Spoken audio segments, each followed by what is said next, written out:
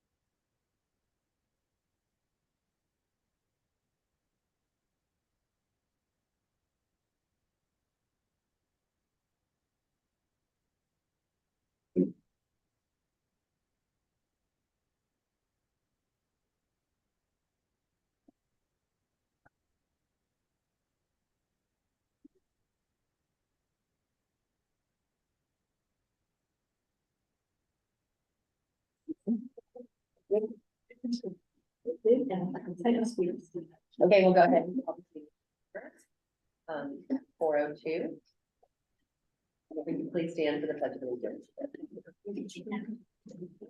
I pledge allegiance to the flag of the United States of America and to the republic for which it stands, one nation, under God, indivisible, with liberty and justice for all.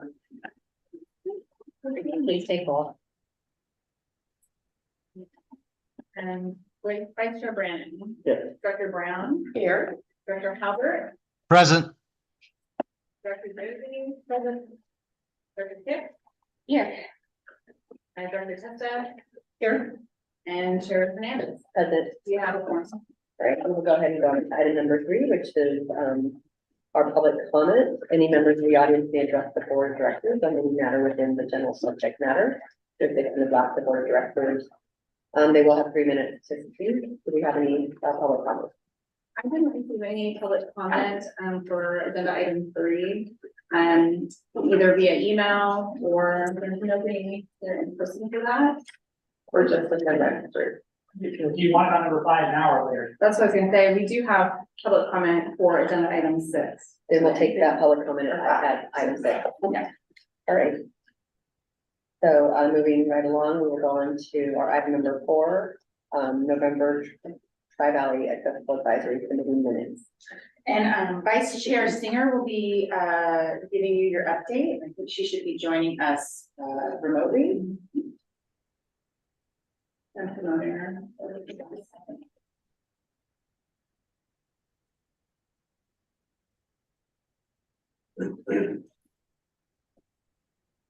Donna, you can go ahead and speak now. Hi, how are you? I'm here. Can you hear me? We can hear you. Yes. Okay, great. For some reason, I'm doing this on my cell phone and I don't know why my computer wouldn't take Zoom today, but it didn't. So we met at our last meeting. We discussed. Now, I'm really unprepared because I had the minutes and then I have lost them. I don't know what happened. Can you put them up on the screen, Jennifer? Speak through the minutes, Donna, if that is okay. This is Christy Wagoner. Yeah. Printed in front of me. So maybe you can expand. Okay. So the TAC met on Wednesday, November 1st. There was a presentation on the Wheels in Motion outreach campaign where we informed the TAC that scenario 3 was most favored by those who took the survey, and that we would be having, once approved by the board, a public hearing on December 4th. The TAC also received an update from Rosa Noya from County Connection on the regional 1-seat ride, along with a promotional video. And the TAC received their usual PAPCO report, and there were no service updates or concerns that were raised during the TAC meeting. So Donna, that summarizes the minutes, and I'll let you expand as you see fit. Yes, we did just exactly what you said on the minutes, and there wasn't very much discussion. There was a few comments from personal experiences that some of the members had complaints about service. but they were addressed at the meeting. Any questions? I don't really have much to say. Any questions from the board for Donna? All right, we don't have any questions. Thank you, Donna, we appreciate it. Okay, thank you. I'll be signing off. All right, thanks. Thanks, Donna. We will move on to our consent agenda, with 2 items, minutes of November 6th, and also the treasurer's report from October 2023. We have a motion and anyone else. Second. Okay, we have a motion, a second. Please take roll. Yes, Vice Chair Bryan. Aye. Director Brown. Aye. Director Howard. Aye. Director Josie. Aye. Director Tick. Aye. Director Testa. Aye. Chair Hernandez. Aye. Motion passes. I just wanted to be on the record that we had no public comments about it. All right, thank you. We will go on to our public hearing to consider changes to wheels, fixed route bus service routes and schedules. And so at this time, the board will receive a brief staff report and conduct a public hearing for the purpose of considering proposed wheels bus service changes as a part of the Wheels in Motion public outreach campaign. I would like to ask the staff for a brief background on this hearing. Thank you, Chair Hernandez. Good afternoon, board members. LAVTA staff has taken significant steps to advertise the public comment period and today's public hearing and have received a handful of public comments to date. The purpose of today's hearing is to receive testimony on the service changes that, if adopted, would be effective in March 2024. LAVTA's Wheels in Motion project lead, our Director of Operations, Michael Tobin, will give you a brief overview of the service changes that have been discussed with the community. Following this briefing, LAVTA's Director of Customer Experience, David Mark, will describe all the ways that staff has made outreach to the public in order to solicit comments and concerns for today's public hearing. With that. Good afternoon. So as Christy mentioned, I'll just be giving a brief overview and summary of changes under this proposed scenario. So with regards to weekday services, we'll be making some frequency adjustments. Specifically, we'll be increasing service on Route 15 to run every 20 minutes during rush hours or peak hours, as we call them, and hourly during the midday or off-peak. We'll also be slightly decreasing peak service on routes 1, 3, 8, and 14 to run every 40 minutes, and on routes 10R and 30R to run every 20 minutes. Additional changes to weekday service, we'll be operating the routes 10R service for 1 additional hour, so extending the service band until midnight. We'll also be introducing local service in Central Dublin, as well as Southwest Livermore for every 40 minutes during extended peak hours. We will resume hourly service on Route 2 in East Dublin. We'll resume limited peak service to East Livermore on Route 11. We'll resume limited peak express service on Route 580X between downtown Livermore and Bart. And then finally, we will extend Route 70X to the Hoscana Business Park. With regards to weekend service for frequency adjustments, we'll be increasing service on 10R to run every 20 minutes on Saturday and every 40 minutes on Sunday. We will be increasing service on Route 30R to run every 40 minutes on Saturdays and continue to run hourly on Sundays. And finally, we'll be adding Central Dublin local service, which will operate every 40 minutes during the daytime on Saturdays. That includes all of the changes.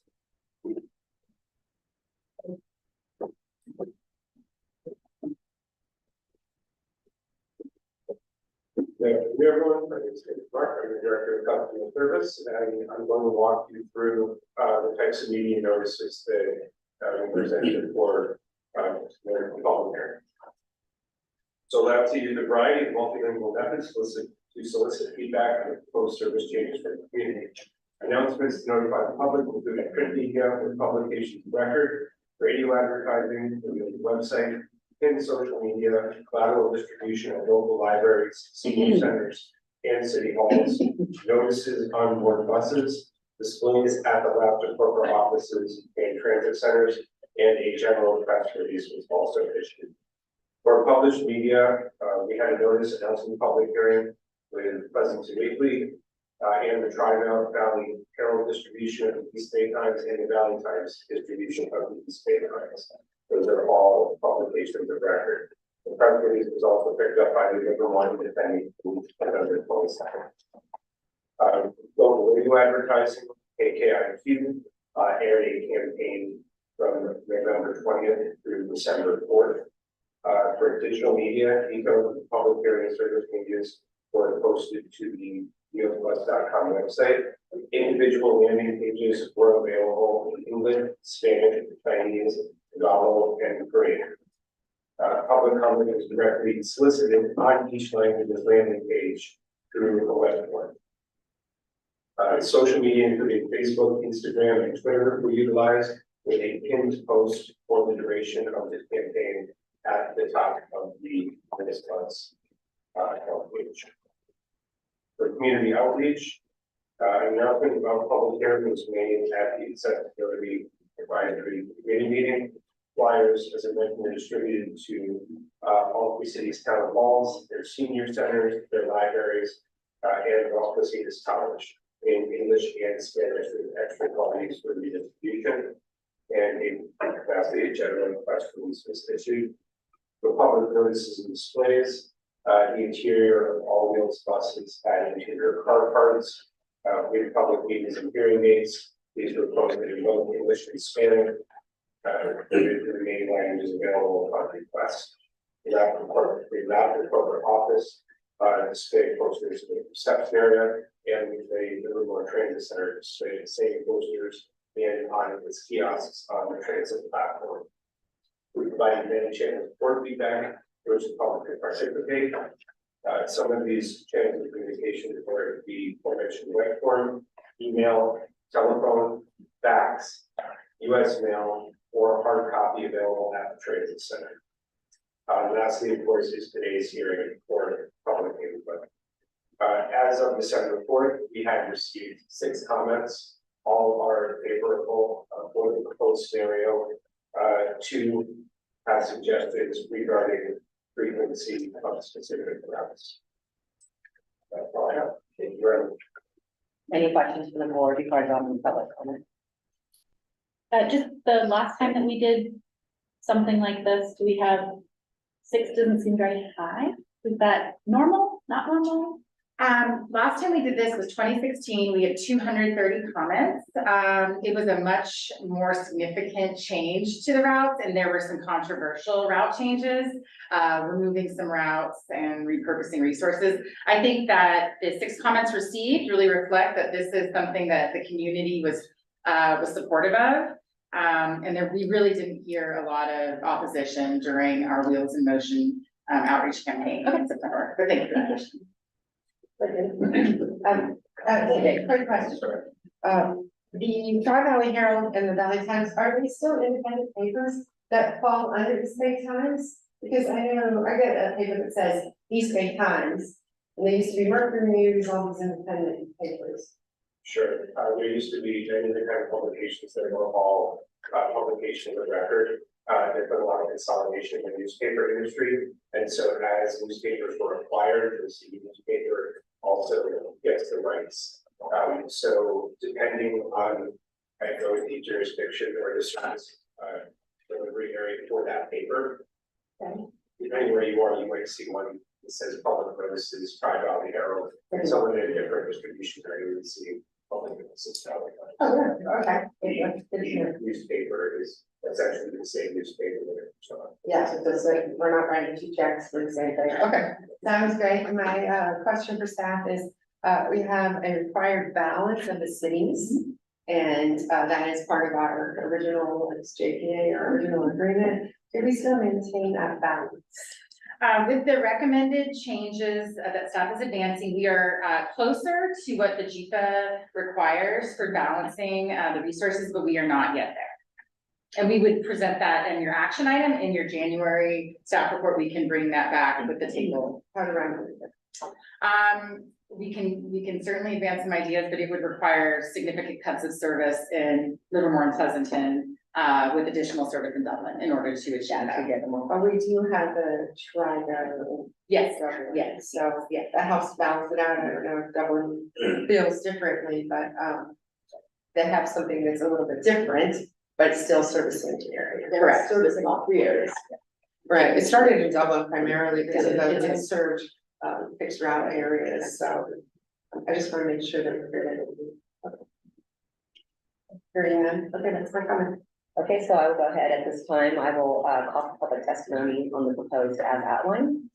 Please identify your name and address for the record and identify the route number you wish to comment on.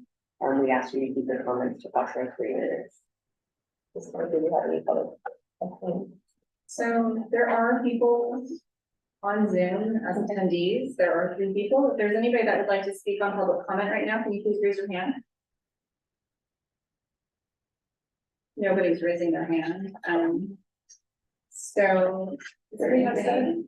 Is there anything? Mine was via email, but I wasn't sure it got distributed. Well, if you're here, you can, Yeah, so I'll just say. you want to set the podium? Thanks. And just for clarification, all the email comments we received will be included as an attachment in your January staff report. Good evening, Stephen Dunbar. This is about the whole system. It's not about any particular route, and I'm just gonna read the email straight. Dear Wheels Bus board members, after careful consideration, I'm in full support of the proposed changes. The improved coverage, transfer timing, and service hours, and the frequency changes are reasonable. While I understand the concerns about falling below the 15-minute frequency, I believe the overall travel times, rider comfort, and ease of use are just as important, if not more important, for attracting riders in the new post-COVID environment. They're not easy to measure, they matter. Improving them is about a lot of really small little actions here and there. It's about noise, it's about total travel time, it's about cutting 1 minute off the route, it's about making sure that we don't back up at the outlets with everyone making cash. It's all these small things. It would be useful to target a survey towards those who stop writing and try to gather why they may have stopped writing other than changes to office work, which makes a big part of it. I am concerned about the time needed to implement these changes. We're looking at Q2 coming forward. I know that they're planning an operational constraints. There are small agencies, but we'll be able to adapt more quickly. They're going to keep making changes in the future. They're making the system better. And so we got to be nimble in that regards. So I urge you to find a way to make our system more nimble and flexible. That can be to implement smaller route specific improvements that don't require this big public hearing. That can involve more tools for your planners here, external help if needed, or invite people that have expertise, and efficient driving, fair and efficient driver agreements and other benefits.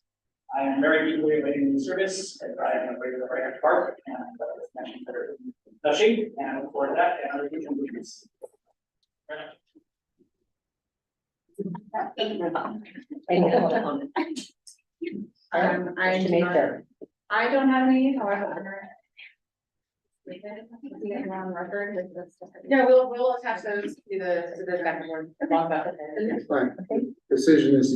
Yeah. So we'll go ahead and, before closing public comment, I would like to ask the LAVTA legal counsel for a brief summary and description of the action required at this time. Thank you, Madam Chair. So staff has presented the purpose of this hearing, a brief description of the possible service changes, and has identified how the public is notified of these potential changes.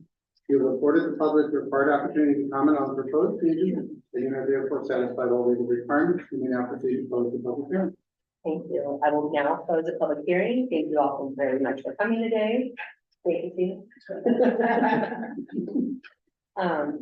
And also sharing all your thoughts. The board will consider taking action on the wheels motion recommendation changes at the January 2024 board meeting.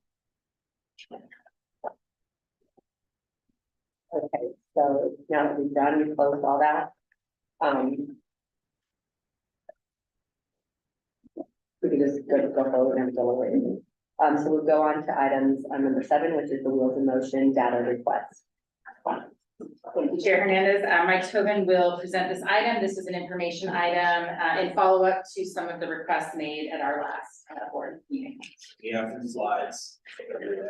We love that. Yeah. So yeah, related to the public hearing, so at the November board meeting, as part of the motion to approve the public hearing, there was a caveat that staff come back and answer and address the concerns and questions that were laid by the board. And so that is the purpose of this item, is to come back and present some data, some responses, and answer any further questions that you might have. So next slide, please. So the first data point really has to do with these routes that are now being reintroduced as part of Wheels in Motion. This was a request put forth by Director Carl Brown, who wanted to kind of look at these routes and see, you know, prior to their discontinuation, how were they performing from a ridership and productivity perspective? And so that's exactly what we did, and so I just put all the routes here, and I also put the sort of the neighborhood that they service, as well as the year in which they were discontinued, so I'll just go through quick. Route 2, that is in Dublin or Dublin Ranch. This was and the FY 2021, I believe, Cyrus, correct me if I'm wrong, they were all discontinued mid-pandemic, so around April of 2020.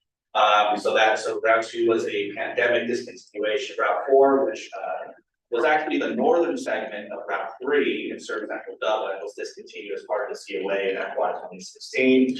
Route 11, but this was another pandemic discontinuation. Route 11 serves East Livermore. Route 580X is the commuter express route that provides service between East Dublin Bar and Livermore Transit Center. This was another pandemic discontinued service. And last but not least, Route 18, which services South Livermore. This was actually discontinued a long time ago, back in FY 2012. So these are the routes, and if you go to the next slide, you'll actually see the first metric. So this slide shows you passengers per revenue hour for each of our routes. So just to kind of walk you through this slide, so boardings per service hour is essentially a ratio that compares ridership to the number of service hours being provided on that line. It's really a metric to show, is this a productive line or not? Is the amount of service we're providing for that line sort of commensurate with the ridership and the demand? So if you look here, the blue lines are the routes, or these are actually routes that are operating currently. The green columns are routes that I just went over in the previous slide. They're being reintroduced into the system via wheels of motion. And so at the top of each column, you'll actually see the boardings per vehicle service hour. For the blue columns, the boarding per vehicle service hour, that's their FY 23 number. So as of June of this year. And then the green number is actually just the boarding per vehicle service hour for that route for the last month it was in operation. And then the orange line is actually the system-wide number for all of our current routes. So that number, this excludes school trippers, and that system-wide number is 8.6. So you can kind of compare where all these routes are to that system-wide average. So you can see if you look at the green columns, Route 2 is actually higher than the current system-wide average of 8.6. The other routes that are being reintroduced, while they're kind of considerably less than that system-wide average, there is still demand. They are still productive, and so they're also on par with some of the routes that we're operating today. So if we reintroduce these routes, we won't see empty buses. We won't maybe see full buses, but there will be people riding these routes. And again, the public commented and voted on coverage, and so this is why we wanted to show this slide. We believe these routes would be productive. And of course, once we implement this, we'll be monitoring on an ongoing basis and see if we'll see that this is what. I have a quick question. Sure, yeah. Why, what's the reasoning behind taking school trippers out of the data set? Right, because the ridership is so high and the service hours provided is so low, it kind of skew the number. Yeah. And so we just don't want to, and you'll see the next slide, I take out our rapid routes. You really want to compare apples to apples, and it really helps. So that's why we took. The one that Sunset Granada, Yes. would that be servicing a school? So, If they're in the school, yeah, so would, but it's not a school tripper route. It actually, Okay. it's a fixed route service, where our school tripper route, they are dedicated to a school trip. They do okay, 1 or 2 trips in the morning, 1 or 2 in the afternoon. perfect, that makes sense, thank you so much. Yep.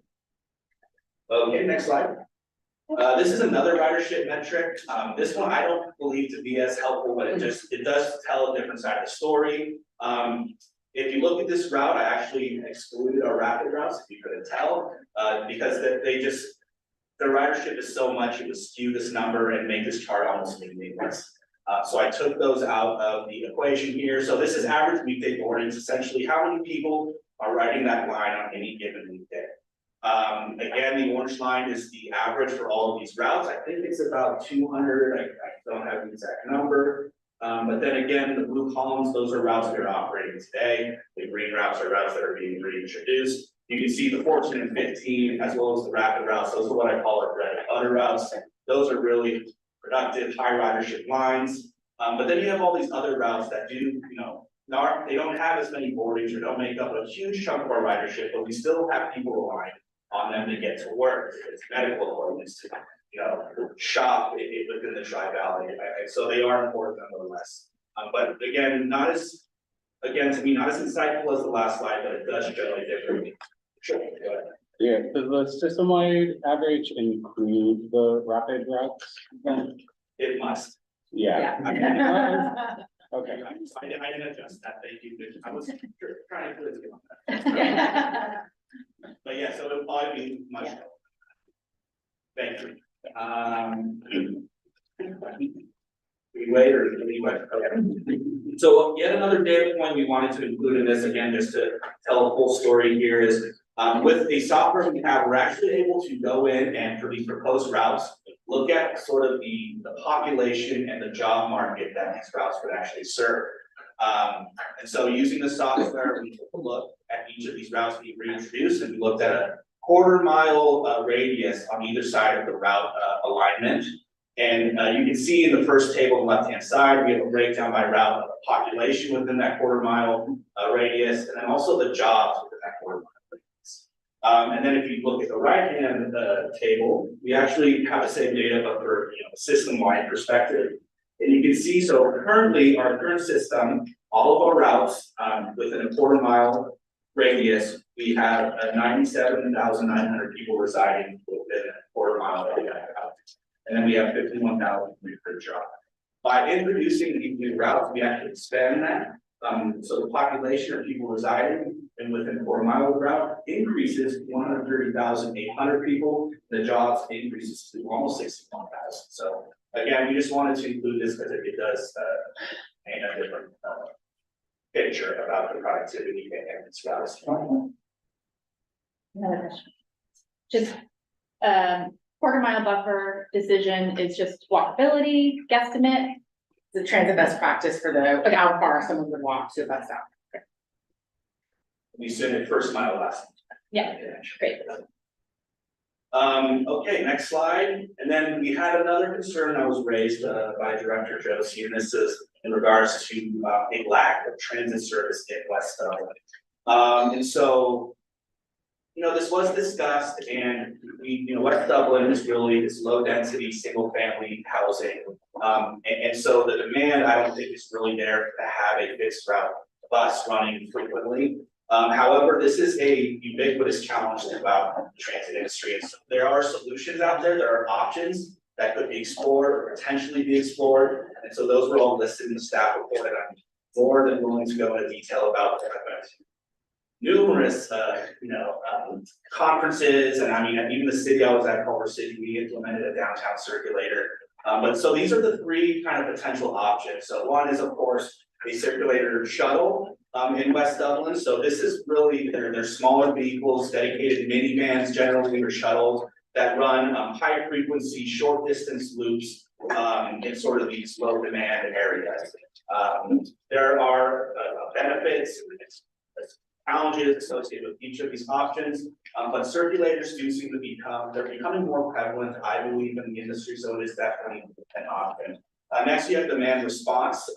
So this is really similar to what we're doing with Go Tri-Valley, but essentially with microtransit, we would have our own dedicated vans or minivans that would then provide an on-demand trip, so trips that are scheduled in advance. It's flexible, it's dynamic, and it does help with addressing some of those low demand areas.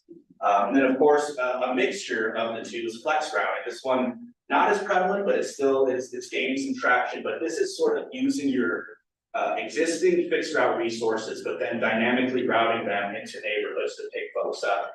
And there's all kinds of caveats. So this person would have to, schedule the route deviation in advance. They would be charged a premium, and you have to guarantee it's not going to affect any of the other people riding on the bus. So a bit more challenging, but again, there's software out there that does help you kind of provide this type of service. So again, we're not committed to anything at this point. We just wanted to kind of throw out some ideas, and so that's what's coming. Didn't we just put a route out there on West Dublin about 2 to 3 years ago? We put a school tripper route out to Shaper Ridge. Yep, yeah, absolutely, yeah. And I think we're not talking that far west. I think we're talking maybe west of 680. And I think what We don't know how the ridership will, what the ridership results will be, if the board approves our new network, and, you know, the Route 4 could be much more productive than it used to be, because it's a different alignment. It used to be a one-way loop that took you all the way through Pleasanton if you wanted to get back to Dublin, and so, I think we'll be watching the routes very closely, and we may come back to this board, after, you know, 6 to 12 months with some recommendations for changes, depending on how we see the ridership. And it could be advancing something different, for Dublin or even Pleasanton or Dover. That concludes my presentation. Happy to take any additional questions. Okay, for sure. Sure. To Steve Dunbar's comment, you start making these changes, you've got to go through a whole public process. So let's try your best to get it right, obviously. If you go back to the bar chart, the first bar chart you showed, and I think it was Route 4 is three riders an hour. One more, there you go. That's a lot of empty bus time. Let's say a bus ride is 15 minutes. And they're just sitting there empty. So this one's interesting because the 4 was technically the 3. And Cyrus, you maybe wanna, Cyrus here is our resident historian, and might have some better This insight. not even had, yeah. You wanna Used to be 3. 3 was better, former. So the old 3 used to be a bigger loop, and Through the Pleasanton. part and the part that we eliminated, we are now recommending to reintroduce as Route 4. I think hopefully Dublin, Central Dublin will really pick up some riders there. But can I make a comment over that? Yeah. Point? If you look at the 2 slides later than this, at the jobs and population, this was eliminated in 2016. The rapidity with which Dublin has changed. There are a Jobs. lot, right, the jobs and the people that live in that area are not the same people that lived there before. And so it will be, I don't think you can make that comparison from 2016 to now and really have any accurate prediction as to who's gonna be on that bus. So looking at this and saying, really, why are we restoring a route that only has this many riders per hour? I think that the prediction game would be losing that right now. So watching to see what happens on that school is. Thanks for making my point for that was basically a little bit what I was gonna say, but the change in route serving Central Dublin should hopefully bring that number up, which follows on the question, really for our executive director.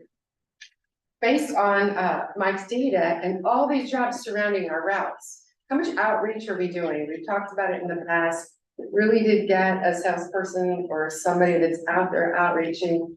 Got a company right across and did a quarter mile of a wheels bus. We're going to reintroduce this route. It's going to be, let's use it. Let's use it. Because we talked about employers helping to fund bus tickets or bus passes. Hacienda has a contract. If you have a business in Hacienda, your employee gets to ride the bus as part of the program because it's paid into the system. So, I mean, I just like to see some ridership. It's been my consistent message is to get ridership up. Obviously, COVID is a whole game changer, but I'm sure everybody here hears the message that I see these buses and they're going by and other than the school shippers, which I know are really important, but just to continue to drive that. And then I'll just also comment about the 580X, which is over there to the right. And the reason 580X for this board has always been controversial is it leaves, the Dublin Pleasanton BART station goes all the way up into Walnut Creek, way out of our service area. And so it's one I know I've always watched 7.4 per hour. Did I understand that correctly? It's the 70. It's going down. Yeah, 580. it's the 70. 70, Yes, 2.8. yeah. Thank you. Leaving our service area and going way up out of our service area. I don't know how many are coming back, or it's a one way, but 3.8 on a full size bus per hour. It's just hard for me to justify that. So you're able to justify it because you have new data like a route change. We can pick up some of our riders somehow, because BART ridership is still very low. You're not gonna pick up a lot of BART riders. If I could respond to that, I think the 70X is a unique route. It is a round trip service. So we are both taking people from Dublin Pleasanton up north, also bringing people, we actually see more people coming from the Walnut Creek to our service area. So this number, the 3.8, is a reflection of today's service level. The 70X used to run more trips. pre-pandemic. We would be restoring a little bit more frequency, so we do know, history tells us that frequency does tend to have a positive influence on ridership. Another positive change for this route is, we are proposing to extend it into Hacienda, like it used to operate. It used to do some minor circulation through Hacienda. So today, a person would have to find that last mile if they're coming from Walnut Creek to Hacienda. That bus terminates at Dublin Pleasanton Park. So we think with some great marketing, and your point is not lost, we have to knock it out of the park with our marketing campaign. We have a great consultant team under contract to help us do that. And we can maybe bring something back to your January projects and services with a preliminary campaign on how to get the word out and the outreach activities that we're planning on doing. And the 70X does serve a very critical missing transit link on the 680 corridor. It's one that County Connection and LAVTA we talk about. And we actually have received some grant funding to purchase capital equipment to run that future service between Martinez and Dublin Pleasanton. So I am very curious to see how the 70X, if we can see some ridership bounce back. If we don't, we may be recommending modifications to that route in partnership with County Connection. Once you said you're coming into Hacienda, is that a prescribed route that you expect to pick up riders? I mean, Yes. it's not just a loop, you're communicating with businesses there saying, you have a bus here, you love it. We will be working with James on that, and I don't know the routing off the top of my head, but yes, it is some circulation in Hacienda designed to bring people who just want to go that last quarter, half mile. We just got 1,200 new Kaiser employees. Yeah. I mean, there's lots going on, so, okay, I'm gonna make sure I got all of my notes. And then finally, shuttles or micro transit, is that if you were to add microtransit or something like that, are you taking away from your Uber Lyft users? I mean, are you routing from one to get to the other if you went that route? Or would you phase out one to increase usage of the other? And I know this is hypothetical because you're not there yet. What are your thoughts? Well, if you want, I think Mike and I are on the same page. I think we are seeing significant ridership gains with the Uber Lyft Go Tri-Valley. I think we would like to see some adjustments made to curtail that. Yeah. I think the funding that is being spent on that is sufficient enough, if we pulled it back, to spend that on a different innovative service like a microtransit. Yes, so we certainly don't want to cannibalize our own riders, both from the fixed route or Uber Lyft or microtransit. So the answer I think is yes. Okay, all right. Thank you very much. Right. I mean, that goes with responsibility of the cities too. I mean, with Hacienda, with regards to marketing, I know that it should be primarily on LAVTA, but Hacienda's been struggling for a while, but I mean, James, to be able to even advocate to any businesses that go in there, I know that, is it Stanford that bought some, they buy in that area? They bought Yeah. 4 more buildings, Yeah. 5 buildings, but they have a Hacienda newsletter. I don't know if there's a cost to be in it. So there is ways to disperse the Yeah, that's what I'm saying. information. It should- Yeah. And I'm James is a sure great they will use advocate. that, but it's also a little bit of push to HR. Because it's very passive to just read it in a newsletter versus a corporation buy into a program. So thanks. We don't get the data on the school troopers. We did not include those for this report. We are happy to bring that back to you. The school troopers were not a part of the Wheels in Motion service planning exercise. We kind of peeled those off and focused on our local routes. And so that is the data that we brought back, was just the local service. I've been asking for the school trooper data for a long time. And it concerns me to see routes that have 3 riders per hour when we have incredibly overcrowded school buses that we're saying, oh gee, sorry, there's nothing we can do. I mean, to the level that children are opting to sit on the floor in buses because they don't feel safe, but we have buses and multiple that are basically without ridership. I don't understand that. I'd like to have a real report on that. So on the being a little bit more nimble going forward. As we're talking about, getting data back, and we'll get updates as we see what the ridership looks like. What what level of service change requires the full public hearing process versus something that can just be approved at a single board meeting or, That's a wonderful question. you know, where's the line? 25% increase or decrease in the routes, hours or miles on a given service day. So if you are adjusting, I think that's what it is, which is good. And that's for a It single per protects line. the staff or protect the public from staff just willy-nilly like eliminating weekend service. But it is a 25% change in a route's miles or hours necessitates a public hearing. Okay, so if we're doing minor tweaks, that's fine. Yes. And does that apply also to the like micro transit we're talking about, either shuttle service or? I'd have to look, our Title VI plan, I don't think, addresses microtransit as we didn't have that operating. I don't think with demand responsive service is really would work. Whoever calls on a particular day. Yeah. My understanding is it's significant changes to existing service. It's fixed line routes Fixed routes. that are made, yeah, okay. And then my only comment I would put there is the real challenge I perceive in the coming future is we're constantly gonna be reacting to BART. We just found out they just changed their schedule again by 1 minute. Is that right, Cyrus? And they're supposedly making large changes in their service change next August. And so while that won't necessarily trigger a Title VI change, it will create a lot of work for, Cyrus over here. So I did just want to make that. Time shifts though, that wouldn't No, trigger. no, Title VI. Sounds good, thank you, and then, yeah, keep the data coming, because I think we've got a lot to consider in 6 months to a year. I just wanted to piggyback on it's very difficult to be nimble with changes this large. However, the amount that communities change in 6 months,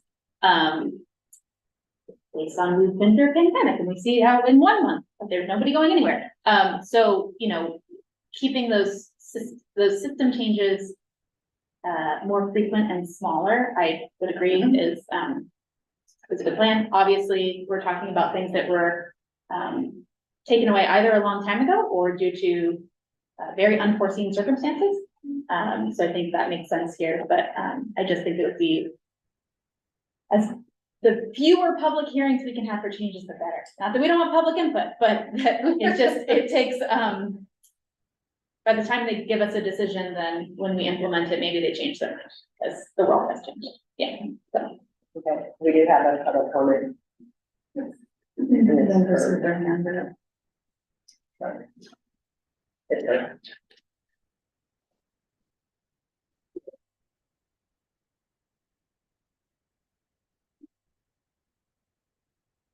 Or you can go ahead and start your public comment.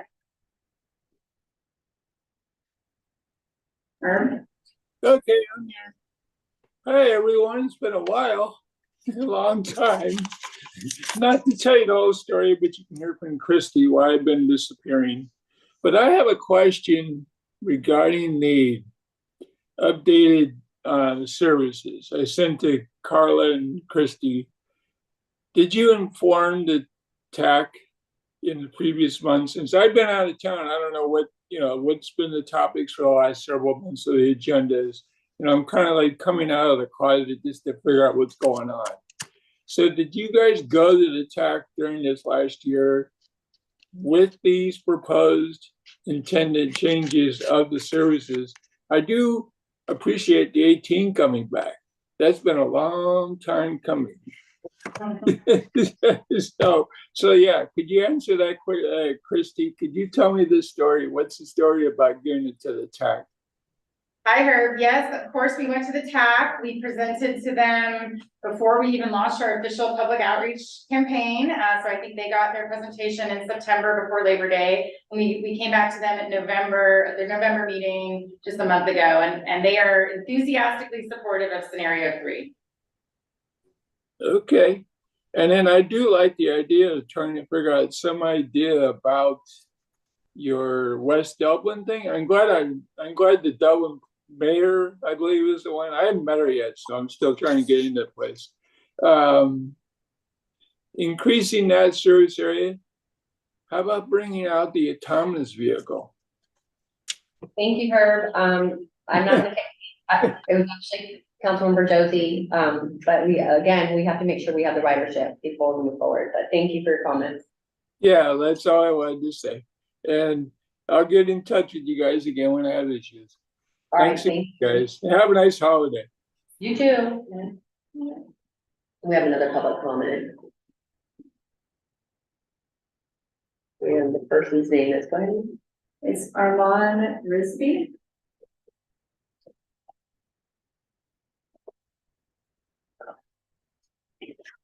Armar, are you there? Come on. Hi, yeah, sorry. Hi, my name is Armand Rizvi, and I'm here to share my thoughts on the proposed changes. I appreciate that Wheels is taking steps to move away from the 9 to 5 commuter-dependent model and working to improve connections with other agencies to make transit more useful for everyone. Timing to align with BART is a really important part of making the region accessible to everyone. And I appreciate that Wheels is increasing 10-hour and 30-hour frequencies on Saturdays. But it's disheartening to see that Wheels isn't doing more to improve its notoriously inadequate weekend service. The lack of Sunday service on the 4 and the complete absence of any weekend service on the 2 and 18 is unfair to riders in Dublin and Livermore who have been underserved by transit for years. And the reduction of service on the 10-hour to every 40 minutes on Sundays will hurt the local economies of Pleasanton and Livermore. Instead of promoting Go Tri Valley, Wheels should run service on the 2, 4, and 18 all weekend, at least at a reduced frequency. Subsidized Uber and Lyft is not a substitute for actual transit service. It's expensive for people who have lower incomes, and it's inaccessible to people who don't have smartphones. Upgrading weekend service while also expanding coverage will make it easier to use transit and make Wheels a model agency for the region on how to improve suburban bus service. Thank you. Thank you. And then we also have a public comment from Stephen Lewis.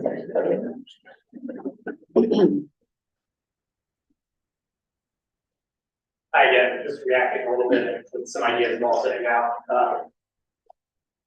On changes, of course, I don't need to say that we're going to change the entirety of the route. There are small nits I have in my head that we're not really changing where the route the bus stops are at all. Speed service up. Or to the point about Uber and Lyft. When we first launched that program, it was my understanding that it would basically become a connection with transit, right? It was supposed to support transit overall. Lyft did for a short time come out with a program that allowed you to use Lyft that would give you combined directions for take the Lyft to BART or take the Lyft to downtown Livermore and take the Express. They never rolled that out in any significant capacity. It was there for about a week in Vienna. And that's really what I was looking for. That never really came past. When I'm coming in on BART, even when I want to take Lyft because I'm after service hours, there's no way for me to schedule the Lyft, so it shows up when I have to BART. I have to wait till I get there, and then I have to wait 25 minutes to get the Lyft after I'm there, or I have to risk that the Lyft takes off out. So I don't think that's working. I do think that repurposing there may work out really well because it's designed to integrate with transit, and there are a lot of really clever apps that you can use these days that give you those combined directions of a micro transit vehicle into a public transit service. And I know transit has some examples of that. On a related note, the idea that popped in my head was for the 70X and Hacienda service, you might consider doing that flex routing for the 70X around Hacienda. There are ways that it shows up in the transit app such that you can book it there. And so it doesn't become a really headache on the back end for people to access. And the employers you might get that, how do we schedule which employer picks up that? People are just scheduling it out on that. Those are some thoughts.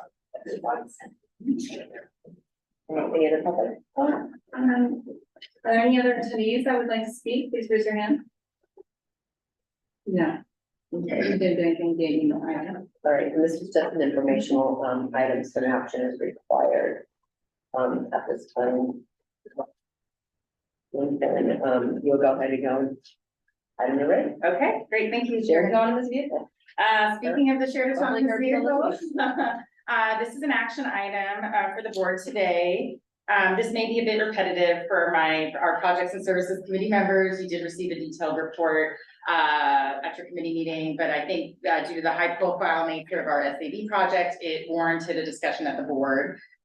Today, staff are requesting that the board officially direct staff to pursue reprogramming the shared autonomous vehicle phase 2 regional measure 2 monies or funding to another eligible project contingent on the concurrence of our funding agencies, which are Alameda CTC as our project sponsor and the Metropolitan Transportation Commission. So very high level summary, not to bore the project and services committee members, but for the past year, staff has really been working on this project to better understand the trajectory, to better understand the funding requirements and the funding constraints. And at the October Projects and Services Committee meeting, staff presented the results of a request for information that we issued to the SAB world, if you will, to better understand what technology was available for purchase and whether it met our requirements for our SAB project. We presented the results to the committee, and the results were that there are no vehicles that are available today that meet our requirements of autonomy, electric, and at least 25 miles an hour operating speed. So given that there was no technology we could purchase with our grant funding, the committee felt comfortable with ending the project. And so staff returned to the committee in November to request official direction to direct staff to work with our funding partners to redirect or repurpose the money. And the committee was agreeable, very high level. We have 2 grants that are supporting this project. The first is an IDEA grant. This is in partnership with the City of Dublin, really to support the systems engineering and the concept of operations. That funding has a very hard deadline of the end of this calendar year. It cannot be extended. We have been working with the City of Dublin staff and have submitted a proposal to MTC to close out that grant. MTC has accepted that proposal, so we are working on that. The second and the more significant funding is attached to the RM2 program. We have about $2.7 million that was allocated to the SAB project. A very small amount was to design the mobility hub near the Zeiss and Ross business centers. The remaining balance, about $2.5 million, was to purchase the 3 SABs. And so this funding from the RM2 project is $2.7 million, as I mentioned, and it has to be used on a capital project in the 580 corridor that relieves congestion. So with the board's concurrence, staff would work with Alameda CTC staff and MTC staff to pursue reprogramming the $2.7 million to an eligible project, and staff are considering transit signal priority, upgrading our current GPS-based system to a cloud-based system, and we'll also be exploring additional bus stop enhancements in the corridor. So with that, I can take any questions from the board. Okay, any questions from the board? Sorry, your signal priorities for all 3 cities? Yes, correct. Okay. Yes, we have current about 60 intersections throughout the 3 cities with transit signal priority. We would be upgrading those and possibly expanding to other locations. So I already have a line into Mike Tisano to talk to him. Do you service the county at all? Unincorporated Alameda County. I don't think so with the TSP system, but I will check on that. I just want to make sure if there is any to also relay the county. That's all I have. Thank you. Supervisor Halbert, you have your hand up. I just wanted to say and reiterate my comments at the projects and services meeting that I know we put a good effort into this. I do think it was the right thing to do at the time. I do think it's the future. It's just not here now. And I'm glad that we're going to make better use of these funds, and we'll be supporting, if needed, requesting that our funding sponsors agree with this shift. So thank you for bringing this item at this time. As bittersweet as it is, I think it's probably the right thing to do. Thank you. You know, it's difficult to be able to give funding away when, you know, we have these great intentions of the SAB, and it's unfortunate, but I'm sure with technology in the next few years, something else will hopefully, be coming forward, so thank you. Not seeing any other public comments, it's executive.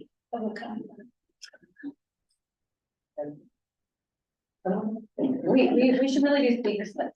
We do have, Okay, Thanks, but then it's easier for me. Yeah. I'm sorry about that. Thank you. Just to really briefly say, I'm very much in support of this.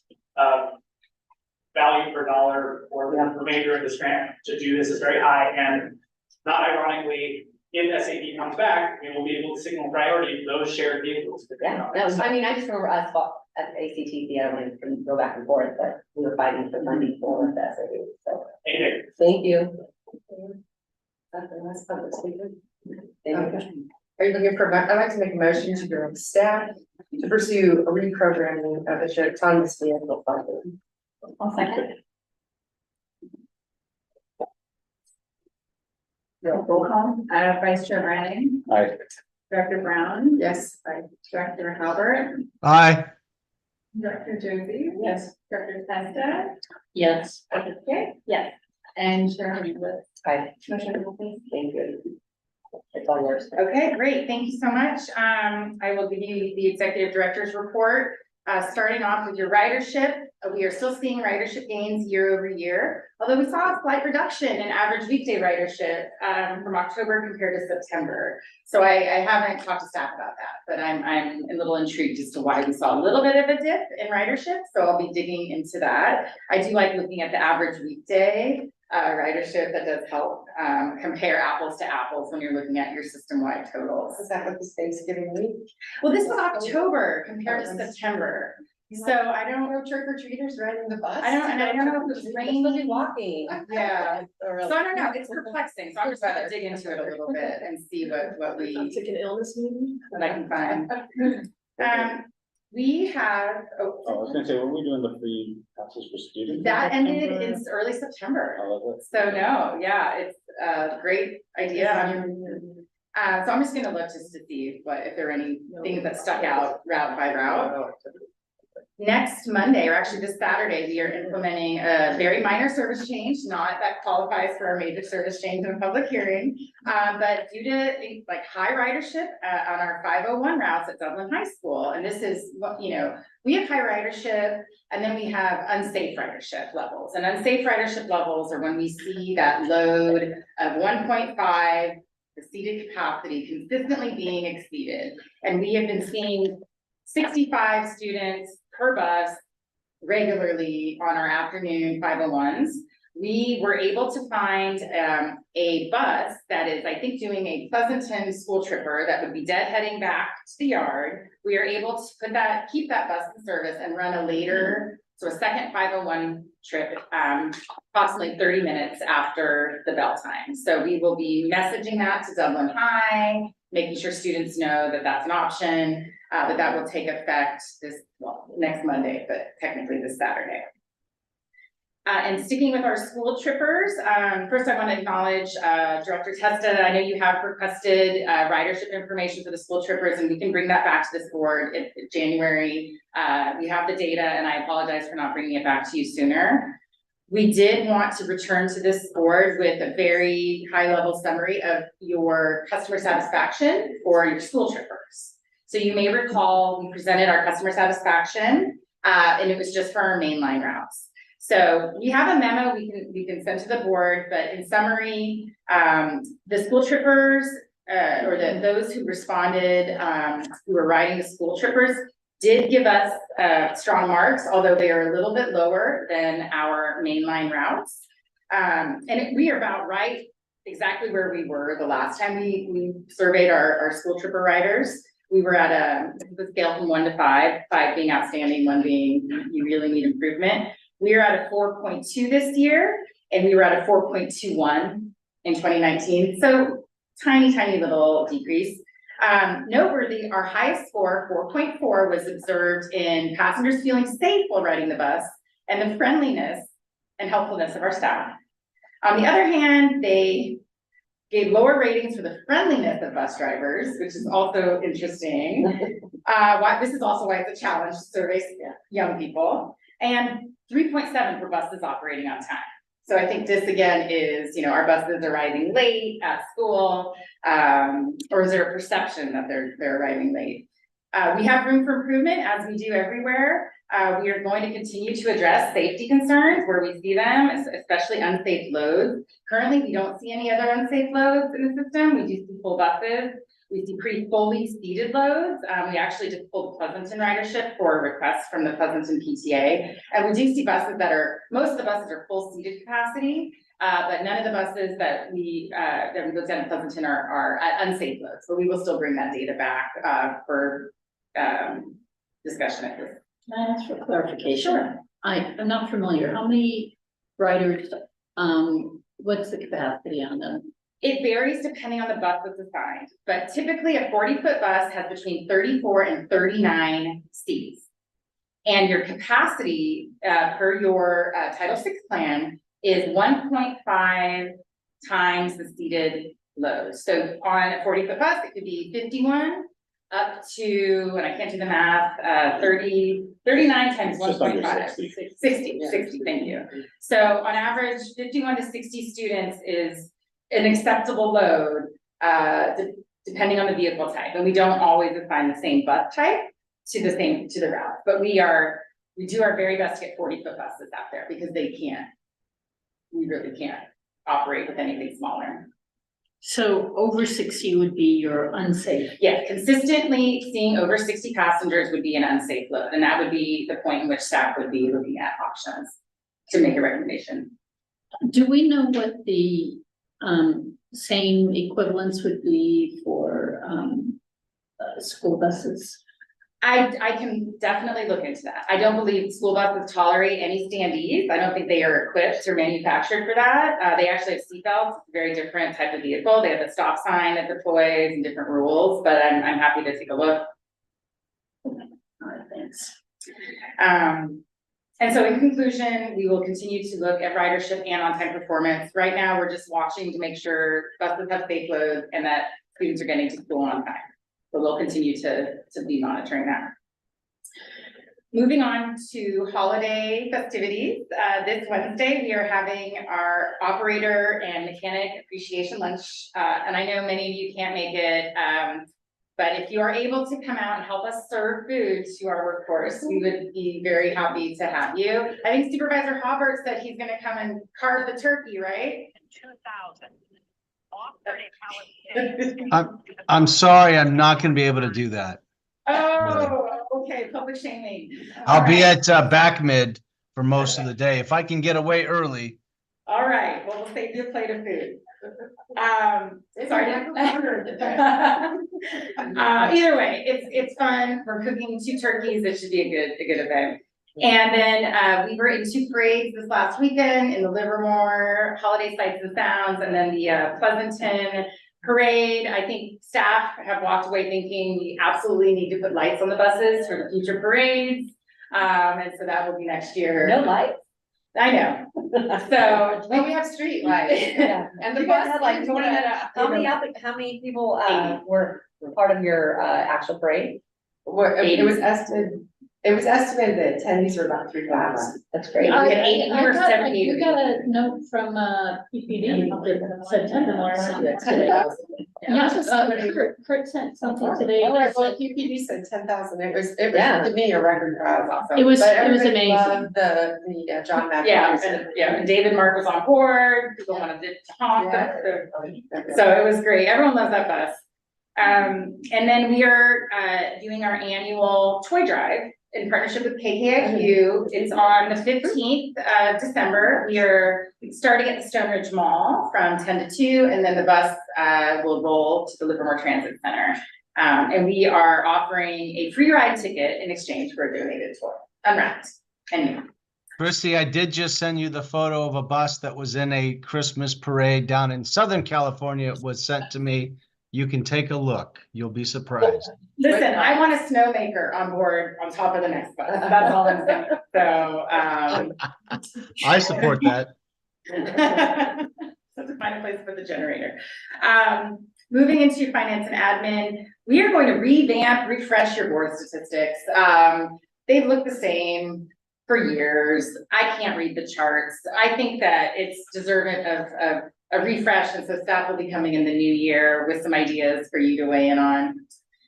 In addition, I'd like to start including our marketing, social media posts that we do. We're also going to be starting either a newsletter or a blog, some type of a 3 to 6 month, here's what we did and here's what we're doing, newsletter that we can issue to the community. BART feeder bus funding. So you may recall that BART has signaled their intent to reduce or eliminate the BART feeder bus money that LAVTA and 3 other small bus operators receive. We don't receive too much funding. This year it's about $650,000. It's a significant funding source for both Tri-Delta Transit and WestCat. They receive 2.5 to 3 million. So we've been trying to work with BART and MTC to understand what is the trajectory for this funding and what funding can we identify to replace it, because it is a very critical piece of funding that does support bringing people to BART from areas that don't have a BART station. So BART sent us a letter on November 13th that indicated their intent to continue the funding, provided they are made whole, through fiscal 26. So we have at least 2.5 years of funding, which is we appreciate that. But we still need to vigorously advocate for a long-term funding source, which we will continue to do. So I just wanted to share that bit of good news with this board.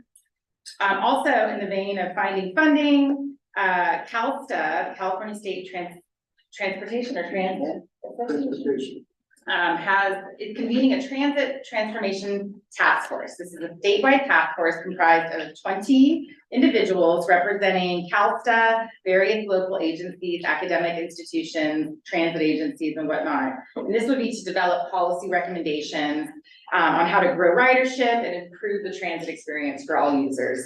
I submitted my name to this task force. I don't know if I will be selected, but I do think I'm a uniquely qualified candidate because I'm kind of a geek and I have a lot of technical experience. And now I have this wonderful position of leadership. And so we have 2 small operators who submitted for this task force, and we joke we have the same haircut. So we figure either one of us can be picked. And we can just, we can sub in as we need to. So it's Kate Miller from Napa. So anyway, I will let you all know if I'm lucky to be selected. If not, we will work diligently through our representatives to influence that task force. And we are preparing for 2 procurements.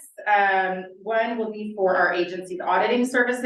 The second will be to procure on-call graphic design, marketing, market research, and advertising support. We are still looking at advocacy, state and federal advocacy and lobbying services. That may be a mini RFP just to get us through this year, and then we might do a more comprehensive one, even considering a coalition with County Connection.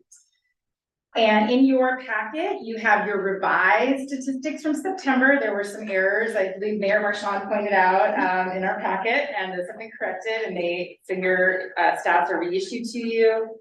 Your October stats, again, you see increase in year-over-year ridership, but a slight decrease in average weekday from September. So I'm going to look into that. And at the end, we are still seeing increase in the Go Tri-Valley usage, 16% increase from September. So we are eagerly awaiting to present to our Projects and Services Committee in January some options to pull that. And we've had very productive meetings with both project partners, Uber and Lyft. They're all very amenable to whichever direction we want to go. One of them was me, and I'll tell you, it was super easy. Are you our super user? I am not the super user. It was the first time I'd done it, and it's very easy. It was very easy. They make it very easy. They make it very easy. Very easy. And that was my report, and I can take it. Any questions for Christy? Yeah, any matters initiated by the board of directors. Any matters? All today. Then our next meeting will be on January 8th, 2024. Have a great holiday, and also happy new year. Meeting adjourned at 5:10.